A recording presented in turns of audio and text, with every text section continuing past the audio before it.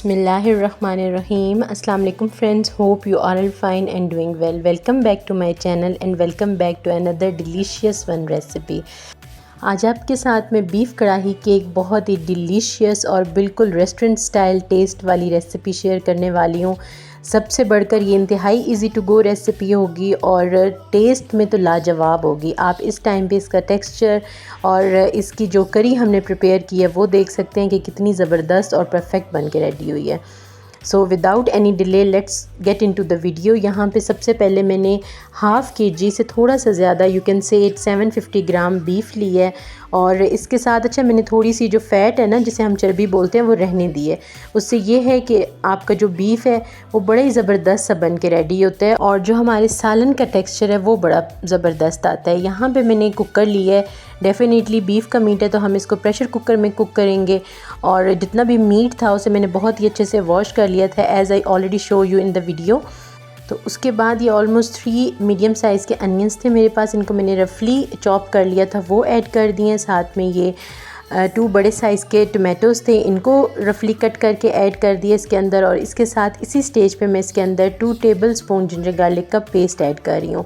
Ginger garlic थोड़ा सा ज़्यादा ऐड कर रही हूँ क्योंकि डेफ़िनेटली ये मीट है तो इससे इसका ये है कि बादीपन थोड़ा सा कम हो जाता है। उसके बाद मैं इसके अंदर almost 2 glass of water add कर रही हूँ, या आप इतना मेजरमेंट ले सकते हैं कि जो हमने इसके अंदर इंग्रेडिएंट्स ऐड किए हैं वो प्रॉपर से डिप होने चाहिए। उसके बाद अब इसी स्टेज पे मैं इसके अंदर कुछ स्पाइसेस ऐड कर दूंगी, जिनमें मैंने सॉल्ट ऐड की है, साथ में crush chilli, red chilli powder and turmeric powder. ये 3 जो बेसिक स्पाइसेस हैं वो हम इस टाइम पे ऐड करेंगे और इसके बाद इसको मैंने स्पून से एक अच्छा सा मिक्स दे देना है और इसको हम लगा देंगे pressure for just about 10 to 15 minutes.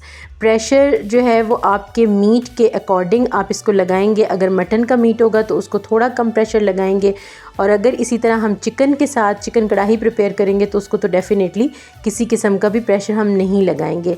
Hair after 10 minutes मैंने इसका जो प्रेशर है वो रिमूव कर दिया और आप देख सकते हैं कि तमाम इंग्रेडिएंट्स बहुत ही अच्छे से इस टाइम पे गल चुके हुए हैं। अच्छा, जो थोड़ी बहुत इसके अंदर यखनी है उसको सबसे पहले मैं यहाँ पे सेपरेट कर लूँगी।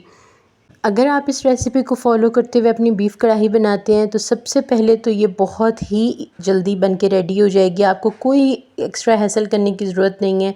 और सेकेंडली इसका फ्लेवर इंतहाई मज़े का बन के रेडी होता है। हमारे एक एक जो मीट का पीस है उसके अंदर प्रॉपर से स्पाइस गया हुआ होता है और बहुत फ्लेवरफुल लगता है। जूसी सा हमारा मीट बन के रेडी होता है, ऐसा नहीं होता कि बिल्कुल ड्राई ड्राई सा पीस हमें मिले।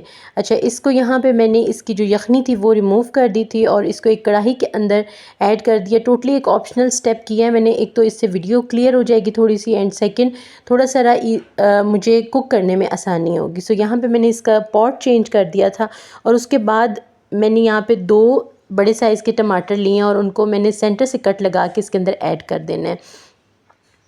जब भी हम कोई कढ़ाई वगैरह प्रिपेयर करते हैं, एज़ वी ऑल नो, उसके अंदर टमाटोज़ ग्रेवी के लिए हम थोड़े से ज़्यादा रखते हैं।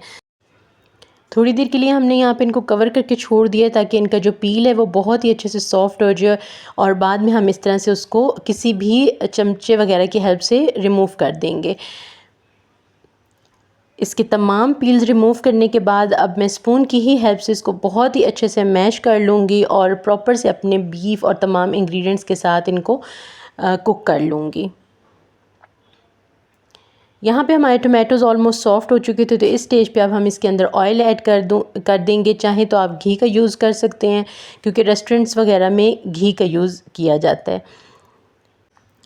मैंने इस टाइम पे इसके अंदर 3 स्पून्स ऑलमोस्ट ऑयल के ऐड किए हैं। आप अपने क्वांटिटी के अकॉर्डिंग इसमें ऑयल या घी का यूज़ करेंगे। एक अच्छा से इसको मिक्स देंगे और इस टाइम पे मैं इसके अंदर 2 स्पाइसेस और ऐड करूँगी।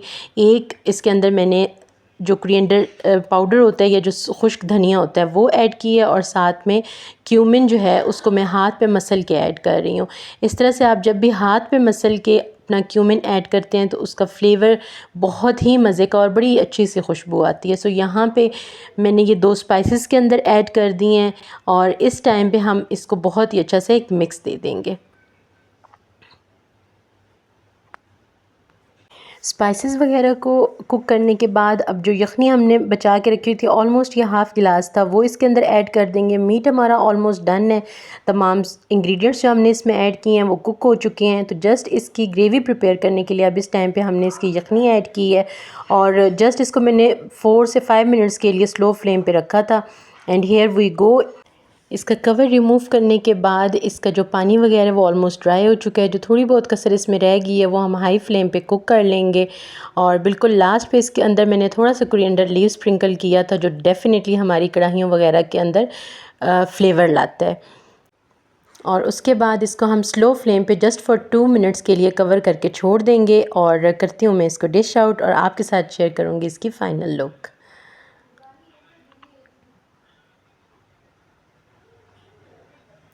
ये रही जी हमारी आज की डिलीशियस, फ्लेवरफुल, जूसी और बिल्कुल रेस्टोरेंट स्टाइल बीफ कढ़ाई की फ़ाइनल लुक। बहुत ही इजी टू गो रेसिपी है। सो आपने मुझे कमेंट सेक्शन में लाजमी बताना है कि आपको आज की ये डिलीशियस और इंतहाई इजी सी रेसिपी कैसी लगी। और इसके साथ साथ अगर आप इसी तरह की रेसिपीज़ को एंजॉय करना चाहते हैं then don't forget to subscribe my channel, ताकि आपको मेरी हर आने वाली न्यू वीडियो का नोटिफिकेशन मिल सके। Will meet you in the next one. Till then stay happy and healthy. अल्लाह हाफिज़।